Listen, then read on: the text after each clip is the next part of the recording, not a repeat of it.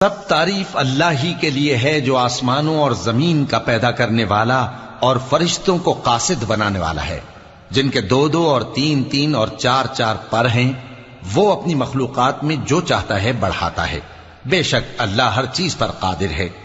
اللہ جو لوگوں کے لیے اپنی رحمت کا دروازہ کھول دے تو کوئی اس کو بند کرنے والا نہیں، اور جو بند کر دے تو اس کے بعد کوئی اس کو کھولنے والا نہیں، اور وہ غالب ہے، حکمت والا ہے۔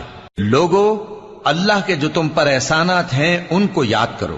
کیا اللہ کے سوا کوئی اور خالق اور رازق ہے جو تم کو آسمان اور زمین سے رزق دے؟